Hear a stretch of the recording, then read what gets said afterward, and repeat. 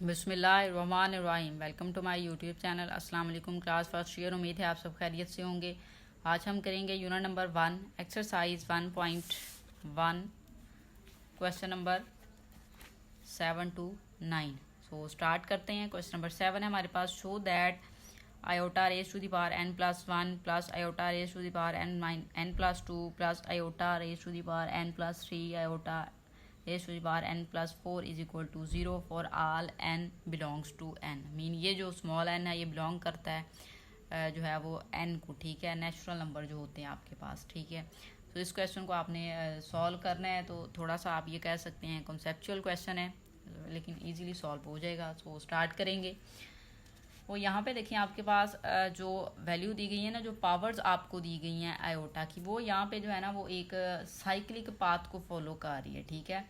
Iota की जो powers हैं वो एक साइक्लिक पाथ को फॉलो कर रही हैं। साइक्लिक पाथ का मीन है जब आप आयोटा 1 लें तो किसी भी चीज़ की पावर 1 हो, सो इट्स मीन वो वही आ जाती है, आयोटा आ जाएगा। जब आप इसकी पावर को फर्दर लें, आयोटा 2 लें, तो हमें पता है आयोटा 2 जो है वो -1 के इक्वल होता है, ठीक है। साइकिल का मीन होता है कि एक मखसूस टाइम तक ये चलती जाए, उससे फिर ये अगेन रिपीट होने लग जाएंगे। उसका जब आप आंसर निकालो तो दोबारा से आयोटा जब आ जाएगा तो मीन वहाँ से वो साइकिल उसका जो है वो रिपीट हो जाएगा। चेक करते हैं दोबारा से आयोटा कब आता है, जब आप इसकी पावर जो है वो 3 ले लेते हैं। तो यहाँ पे जब 3 लेंगे ना तो ये इस तरह से होता है, ठीक है। तो यहाँ पे ये -1 होगा, फिर आयोटा होगा, सो वैल्यू आ जाएगी माइनस आयोटा। फिर आयोटा 4 ले लें, आयोटा 4 लें तो वो आपके पास इस तरह से होता है ना, आयोटा स्क्वायर, ठीक है। फिर आयोटा स्क्वायर, दोनों की वैल्यू क्या है, -1 वैल्यू आ जाएगी 1। अब यहाँ पे अगर आप आयोटा 5 लेते हैं तो देखिए आयोटा 5 4 की वैल्यू तो ये 1 आ जाएगी आपके पास आयोटा 4 की, साथ में आयोटा, तो मीन आयोटा। अब जहाँ जैसे ही आपने आयोटा 5 लिया अगेन देखें उसकी वही वैल्यू आ गया जो आयोटा 1 की थी। यहाँ पे ये अब साइक्लिक पाथ को जो है वो फॉलो कर रही हैं जो आयोटा की आपको पावर दी गई है, ठीक है। सो यहाँ पे फिर आप जो है इस तरह इसको करने के बाद आप देखेंगे कि आप यहाँ पे राइट करेंगे आयोटा n+1 जो है plus iota n+2 plus iota n+3 plus iota n+4 आपको दिया गया है और ये 0 के इक्वल उसने कहा है, ठीक है। आपने प्रूव करना है ये 0 के इक्वल है। अब आप क्या करेंगे, यहाँ से जो है ना हम आयोटा n+1 कॉमन ले लेंगे। क्या करेंगे, आयोटा n+1 जब आप कॉमन ले लोगे ना, यहाँ पे देखिए रिमेनिंग यहाँ पे आपके पास क्या रह जाएगा 1 प्लस आयोटा n प्लस यहाँ पे 1 कॉमन ले लिया, रिमेनिंग 1 रह गया, प्लस यहाँ पे n वाला तो कॉमन ले लिया, तो यहाँ पे क्या आ जाएगा, n तो आपने जाहिर है जो है वो कॉमन ले लिया, सॉरी यहाँ पे अकेला 1 आ जाएगा, आयोटा की पावर 1 आ जाएगी, ठीक है। यहाँ पे आयोटा की पावर जो है वो 2 आ जाएगी क्योंकि n+1 कॉमन ले लिया, 2 बच गया, प्लस यहाँ पे आ जाएगा 3, ठीक है। इस तरह से हो जाएगा ये। अब देखें आयोटा n+1 इसको सॉल्व करते हैं। ये 1 प्लस आयोटा यहाँ पे आ जाएगा प्लस -1, आयोटा की 3 को आप इस तरह से राइट कर सकते हैं, ठीक है, इस वे में। सो यहाँ पे राइट करें आयोटा n+1 और ये आ जाएगा 1 प्लस आयोटा -1 और ये आपके पास आ जाएगा प्लस -1, आयोटा स्क्वायर की वैल्यू -1 और साथ में आयोटा n+1 ये आ जाएगा 1 प्लस आयोटा -1 और माइनस आयोटा। यहाँ से देखें ये वैल्यू जो है वो कैंसिल हो जाएगी इसके साथ, ये हो जाएगा 0, आयोटा n+1 हो जाएगा 0। इसको मल्टीप्लाई कर दें वैल्यू क्या आ जाएगी 0। सो यही जो था आपने प्रूव करना था। This will be happen for all, यहाँ पे आप राइट कर सकते हैं this will happen for all n belongs to n, ठीक है। तो इस तरह से ये थोड़ा सा कंसेप्चुअल क्वेश्चन है, ये आपने इस वे में जो है वो सॉल्व कर लेना है। क्वेश्चन नंबर 8 देखें। क्वेश्चन नंबर 8 हमें दिया गया है find the least positive value of n if, आपने n की वैल्यू जो है वो फाइंड करनी है। ये वैल्यू आपको दे दी गई है 1 के इक्वल।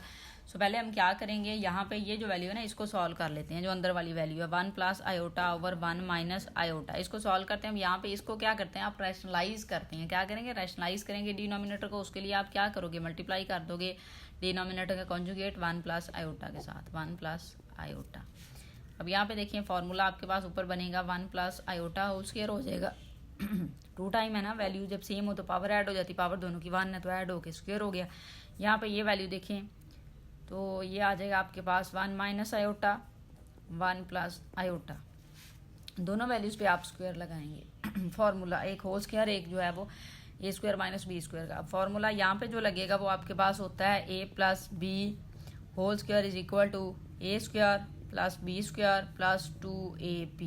यहाँ पे जो लगेगा वो होता है A square minus B square is equal to A minus B into A plus B. So ये वाले जो फार्मूलाज हैं वो हम यहाँ पे पुट करते हैं। इसको ओपन करेंगे तो फर्स्ट वैल्यू का square plus second value mean iota का square plus 2 first value 1 second value iota over. यहाँ पे इसको क्लोज कर देते हैं तो 1 का स्क्वायर माइनस आयोटा स्क्वायर आ जाएगा, 1 स्क्वायर माइनस आयोटा स्क्वायर आएगा आपके पास। अब यहाँ पे देखिए 1 का स्क्वायर 1 प्लस आयोटा स्क्वायर की वैल्यू आ जाएगी आपके पास -1, यहाँ पे आप लगा दें, यहाँ पे आ जाएगा +2 आयोटा ओवर, यहाँ पे देखिए 1 इसकी वैल्यू -1।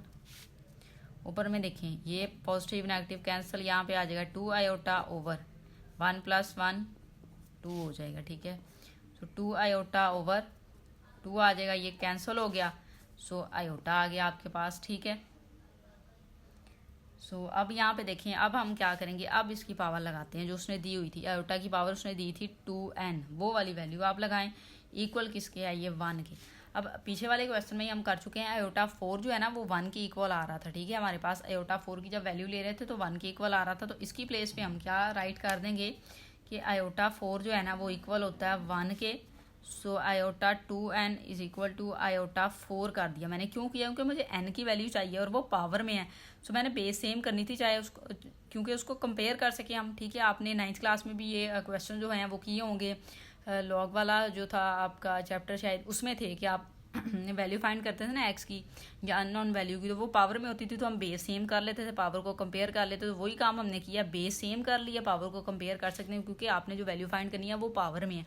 सो इसलिए मैंने 1 की प्लेस पे आयोटा 4 जो है वो राइट किया। अब यहाँ पे देखें ये कंपैरिजन हो सकता है, सो 2n जो है वो इक्वल आ जाएगा 4 के। आपको n की वैल्यू चाहिए, 2 को मूव कर लें, इक्वल के दूसरी साइड पे जाएगा, सो डिवाइड हो जाएगा, यहाँ से कटिंग हो जाएगी, तो 2 टाइम 4, सो n की वैल्यू आपके पास आ गई है 2। ठीक है, यही आपने फाइंड करनी थी। अब ये पॉजिटिव n की वैल्यू ही आपके पास आई है जो कि आई है 2, सॉरी यहाँ पे मैंने राइट नहीं किया, 2 आना है। ठीक है, इस तरह से। क्वेश्चन नंबर 9 देखें, लास्ट क्वेश्चन है इस एक्सरसाइज का। Show that the value of iota n for n belongs to n and n greater than 4 होना चाहिए is I R iota remainder, sorry, where r is the remainder when n is divided by 4। यहाँ पे r जो है वो reminder है और जो n है वो डिवाइडेड बाय 4 किया हुआ है। ठीक है, सो इसमें भी थोड़ा सा आपको समझना पड़ेगा। अब यहाँ पे जो है वो आप इस तरह से समझ सकते हैं कि जो आयोटा है वो 1 के इक्वल आयोटा के इक्वल होता है। ठीक है, और इसी तरह से जो आयोटा स्क्वायर है वो होता है -1 के इक्वल। आयोटा क्यूब हम पहले फाइंड कर चुके हैं ना ये चीज़ें, ये माइनस आयोटा के इक्वल होता है। फिर आयोटा 4 जो है वो इक्वल होता है 1। सो इसी तरह से अगर आप चलते जाते हैं तो फिर आप कह सकते हो कि आयोटा n जो है वो इक्वल होगा आयोटा r के। ठीक है, इस तरह से अब ये बात होगी। सो यहाँ पे जो है अब हम थोड़ा सा एक स्टेटमेंट जो है वो राइट करेंगे। सो हम यहाँ पे राइट करेंगे सेंस n इज़ नेचुरल, उसने खुद ही कहा है ना, ये नेचुरल है, natural number. So any integer divided by 4 can be expressed in the form n is equal to 4q plus r, 4q plus r, q is equal to quotient, यहाँ पे q का मीन है quotient। ठीक है, और r जो है वो आपके पास है रिमाइंडर। ठीक है, अब यहाँ पे देखिए क्वेश्चन का मीन उसने अब आपको एक चीज़ कही थी। यहाँ पे क्वेश्चन में उसने कहा where r is the remainder when n is divided by 4, और n वो नंबर है जिसको 4 पे डिवाइड किया गया। फर्ज कर लें 4 पे, और n उसने कहा ग्रेटर दैन 4 होना चाहिए।